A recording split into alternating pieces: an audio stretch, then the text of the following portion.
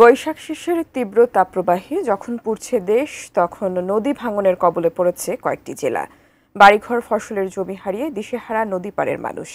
প্রতিনিধিদের পাঠানো তথ্য, ছবি নিয়ে ডেস্ক রিপোর্ট।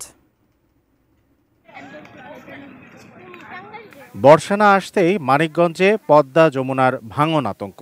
শিবালয় উপজেলার দক্ষিণ তেওতা, গাঙ্গুনদাইল, নিহালপুর, নয়াকান্দি ও মালুচি গ্রাম যমুনার ভাঙনের কবলে।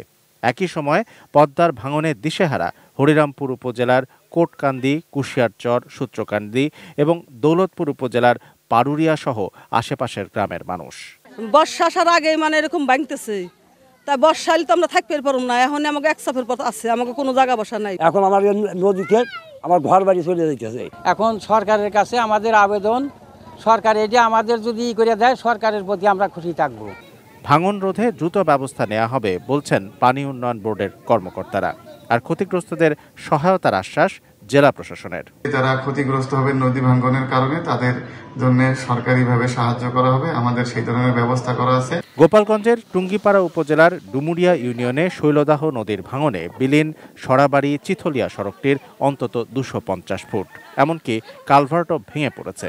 চলাচলে চরম দুর্ভোগে পড়েছেন অন্তত 10 গ্রামের মানুষ। এই রাস্তা দিয়ে আমরা নদী ব্রিজ ভাঙার কারণে এই যে কান্দে করে নিতে হয়, অনেক কষ্ট হয়। অ্যান্টিব্যাকটেরিয়াল অ্যাডিটিভ যুক্ত সেরা ওয়াটার ট্যাঙ্ক বিশুদ্ধ পানিতে ব্যাকটেরিয়া জন্মাতে দেয় না। হঠাৎ করে দেখি যে একটু ভাটা ধরছে, দেখতে দেখতে এমনি গাছপালা সব নিয়ে হুড় হুড় করে এমনি গাঙ্গের নদীর ভিতর পড়ে গেছে।